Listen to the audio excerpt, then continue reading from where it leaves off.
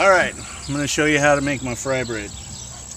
We'll call it the Deelbeson Frybread that tastes like Navajo fry bread.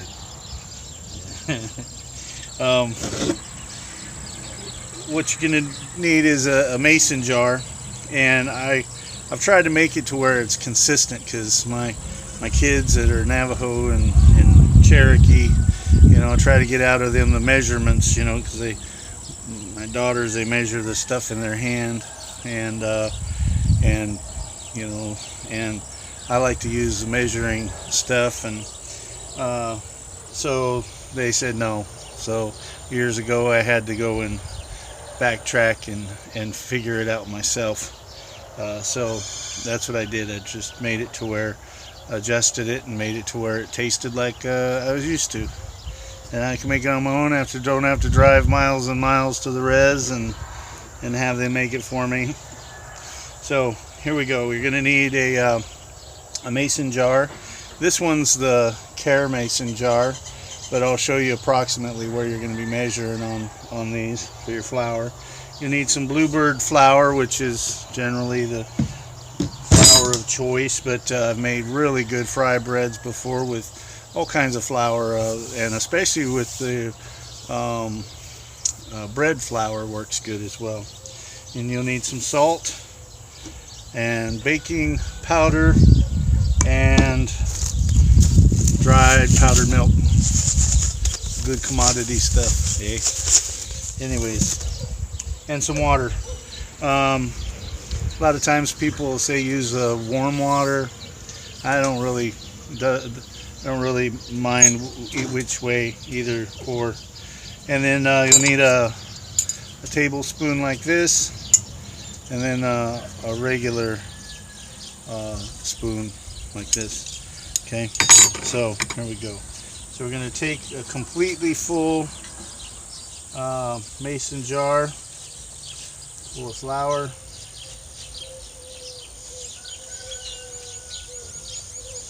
all the way across the top.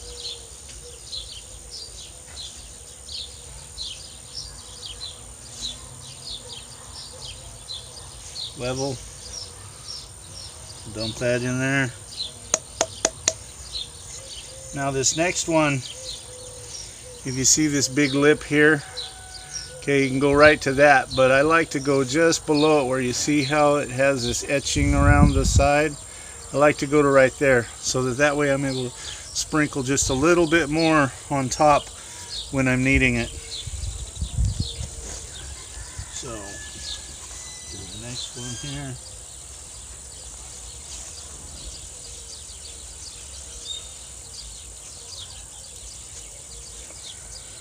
It's easier with the big bags. Won't make as much of a mess.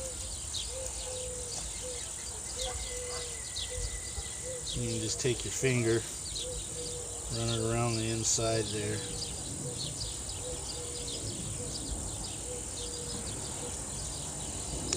And of course it's gonna settle down a little bit.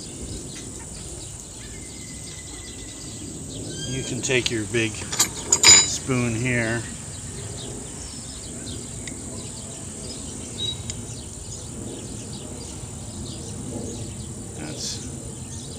looks like that's just about right.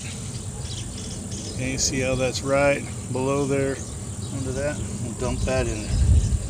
Okay, so we got the flour. Now the next thing we're going to put in is we're going to put in the instant dried milk.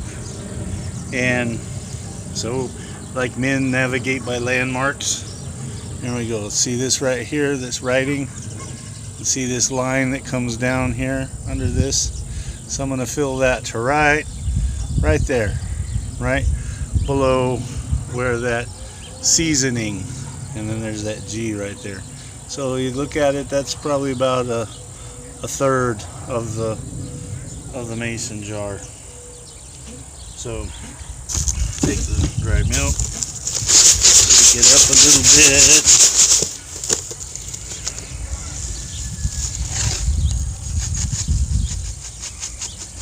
This in here. I just love it that you know, my fry bread's a really big hit because my kids don't make me fry bread very much.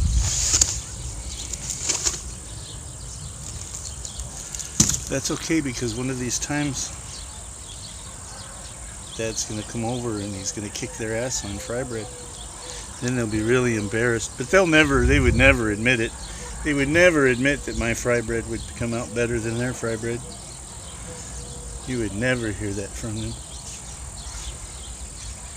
Okay, so right there,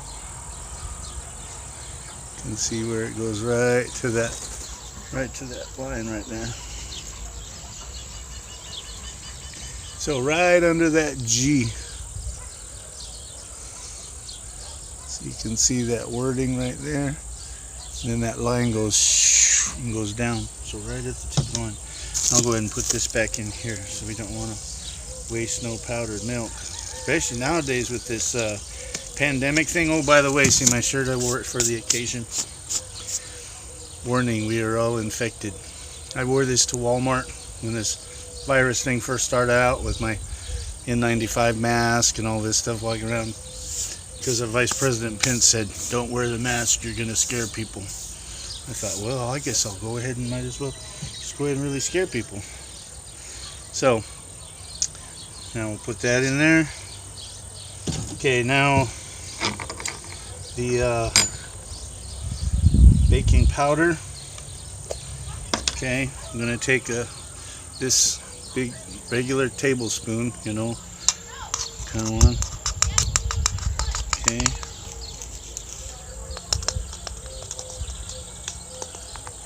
Okay. Throw that in there. And then now we're going to take this smaller one here.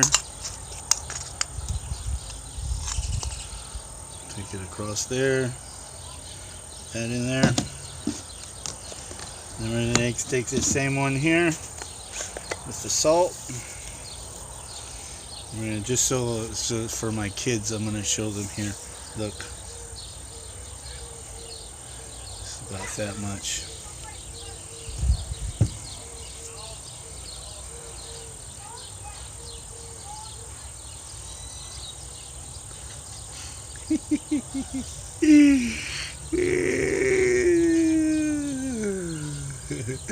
Okay, well, that's done there.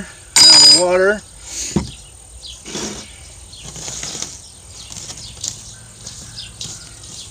Now I'm gonna mix it up first like this. Mix it all around good. Maybe somebody might disagree with me, I don't know, but this is the way that I do it. Like this, mix it all around. Now, when I lived over at Gila River, we had our barbecue business, so we sold fry bread, and barbecue fry bread is what we trademarked. We were the first to make barbecue fry bread, and man, did we sell a lot of it! Oh my gosh! But the autumn, they make what's called popovers. So, you know, some people say fry bread, but it's popovers because they put lard in there. So this doesn't have lard in this. So of the fry bread, I think this is some of the healthiest. So here we go. The Deelbeson Frybread. Okay, make a little well there. Okay, so now I'm going to start adding the water a little at a time, like this, and then just kind of make it go along like this. Okay, a little more. Just keep going like this, and it clumps. You know, it's like, see, like this. A little more. Keep going like this.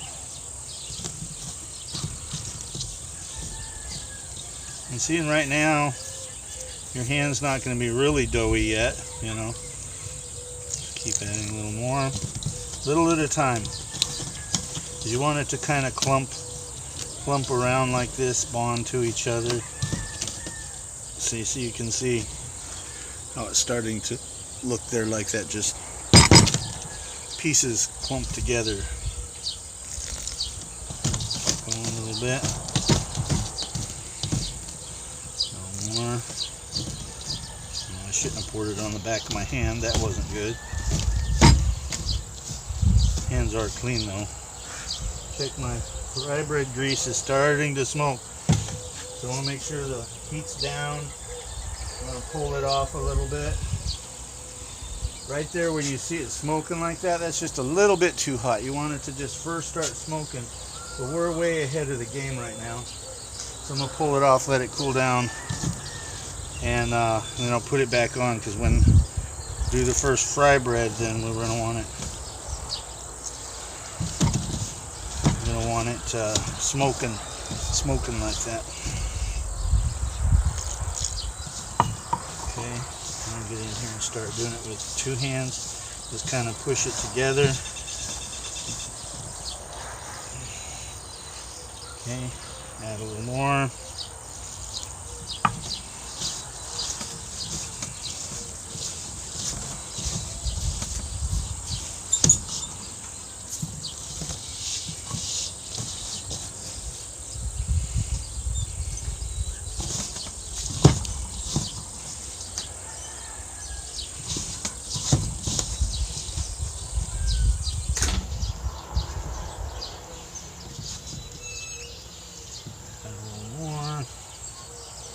Not much more. It's getting close.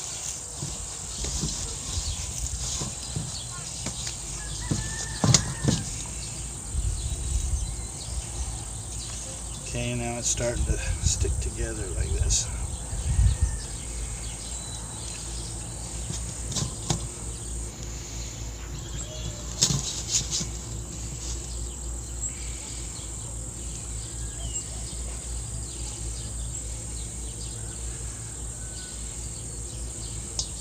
Okay, so now I'm going to put a little flour on my hand right here like this. Pat it on top. See how that just went down like that? Get some of this extra dough off here.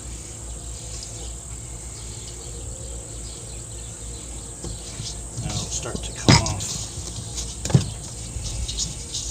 Okay, so this is where I said I leave out just a little bit of flour off the top. So that way, see, now I'm able to grab it like this.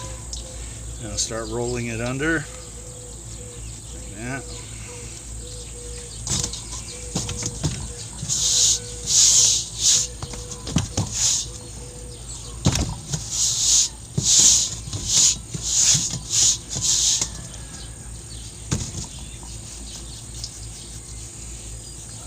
Roll this off my hand.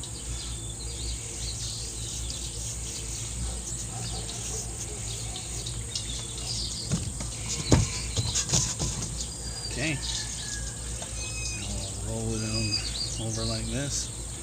Now see how that's starting to kind of come apart a little bit, you know, it's, so what I'm going to do, that, just a little bit more flour on top. And then basically just putting it on your hands and then patting it on there like that. So what you're doing is looking for a consistency as you start to roll it in, mixing it in, rolling it in like this.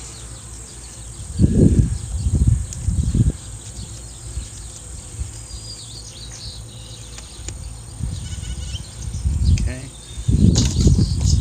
Now I'm going to do one last little bit on my hand here like this. Pat it on top, and what this is going to do is it's going to allow me, when this dough sets, I'm going to just let it sit for a few minutes. A lot of times you just let the dough set for an hour. I don't need to let it set that long. Some may say it's the best, whatever, but you can make this really quick. I've made it for non-Jewish Passover to where it's made within 18 minutes before the water hits it, for unleavened, to qualify as unleavened bread. So we'll just cover this let this sit for a few minutes, and then ready to start pulling it. And then I'll start the camera back up, get this going, and show you how to make it. But that's the dough right there, and we'll start to stretch some out. Catch you later.